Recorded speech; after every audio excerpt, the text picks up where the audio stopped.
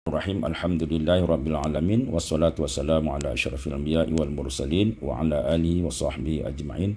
Kembali saya akan membaca al-usul fi usul qiraat dalam al-azbu furat fi usul qiraat dalam qiraat Ibnu Katsir babul hamzataini fi kalimataini, bab pada dua hamzah terdapat pada dua kalimat, dua kata.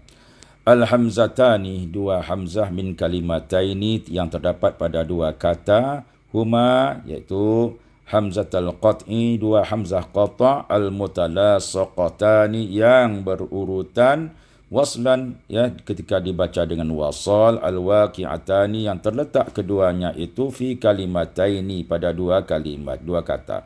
Bi antakunal hamzatul ula, di mana hamzah yang pertama itu akhir kalimah, pada akhir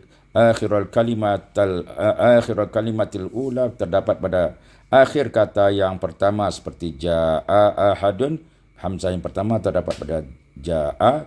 Kemudian wasaniyatu, sementara hamzah yang kedua fi awwala kalimati allati taliha, yang terdapat pada awal kalimat yang setelahnya, yang berikutnya, jaa ahadun. Ini contohnya. Wal hamzatani fi hadzal bab, dan dua hamzah dalam bab ini imma muttafaqatani, ya ada kalanya sama sejenis harkatnya, ya fil harkah, atau mukhtalifatani, atau berbeda pada harkatnya.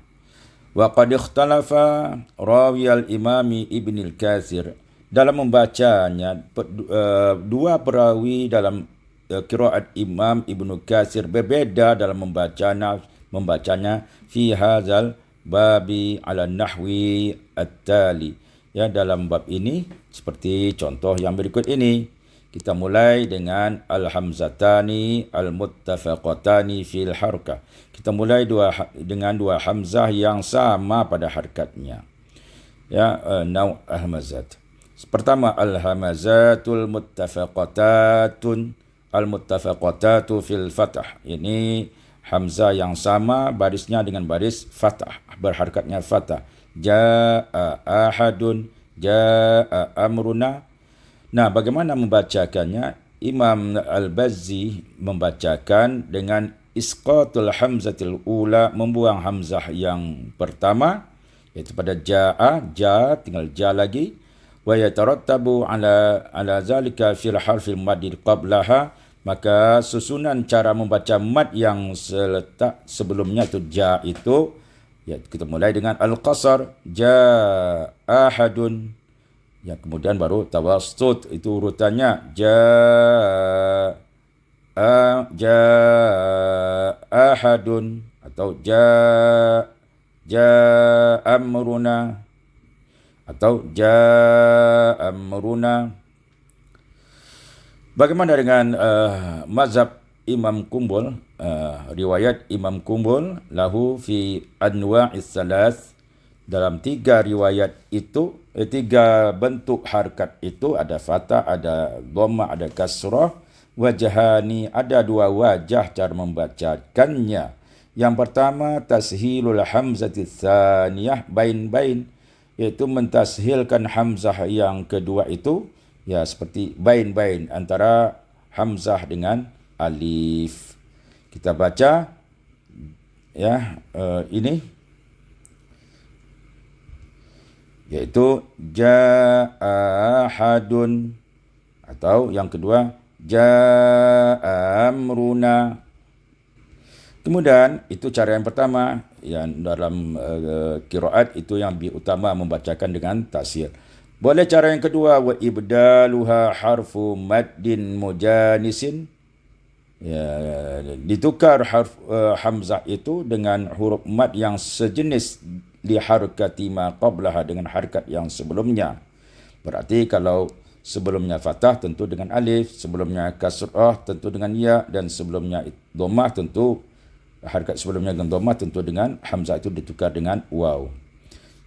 Wa iza waqa'a ba'dal harfil maddi mubdal harfun sakinun, apabila setelah huruf mad yang ditukarkan itu berupa huruf sukun sakin ta'ayyana isba', maka dipanjangkan. Contoh pada kata jaa amruna, di mana hamzah yang kedua itu ditukar dengan huruf mad dengan fathah dengan alif kerana kena sejenis dengan fathah hamzah yang pertama, maka terdapatlah dua sukun, maka dibaca dengan isba'. Jaa amruna, ya seperti itu. Wa iza waqa'a ba'dahu harfun mutaharrikun, kalau terletak setelah huruf alif itu yang ditukar dengan hamzah tadi merupakan huruf yang berharakat, ta'ayyana qasruhu, maka dibaca dengan qasar. Seperti jaa ahadun, jaa ahadun, ya karena ha itu berharakat. Pada yang pertama tadi jaa amruna, mim itu sukun. Ada pengecualian pada kata jaa ala Lut an-nisa'i inittaqaitun. Nah, pada dua kata ini jaa ala Lut haitsu waqa'at, di mana saja kata ini berada, banyak pada beberapa tempat di dalam Al-Quran. Sedangkan an-nisa'i inittaqaitun ini hanya terdapat dalam surah Al-Ahzab. Bagaimana cara membacanya? Dua cara membacanya dalam riwayat kumpul. Yang pertama adalah tashil tsaniyah. Jadi kita baca jaa ala Lut an-nisa'i nittaqaitun. Kemudian wa ibdaluha harfa mad, dan menukarkan hamzah itu dengan huruf mad hasba ma qablaha, sesuai dengan harakat yang sebelumnya. Artinya kalau seperti tadi, kalau sebelum fathah tentu ditukar alif, sebelum dhammah tentu ditukar waw, sebelum kasrah tentu ditukar dengan ya. Dibacakan dengan panjang, ya, dengan isba' 6 harakat. Jaa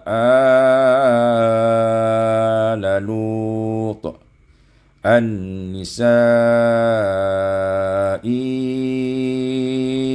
nittaqaitun, atau dibaca dengan qasar jaa Lut, atau an-nisa'i nittaqaitun. Sekarang kita masuk pada al-hamazat al-muttafaqat fi dhammi wal kasri, pada harakat dhammah dan kasrah. Contoh dhammah awliya'u ulaik. Nah, pada riwayat Al-Bazzi, tashilul hamzatil ula seperti di atas, wa yatarattabu ala zalika harf fi harfil mad qabla at-tawassut wal qasar. Jadi tashilkan hamzah yang pertama, ya. Jadi kita baca awliya'u ulaik. Kita mulai dengan katanya tawassut, ya sudah.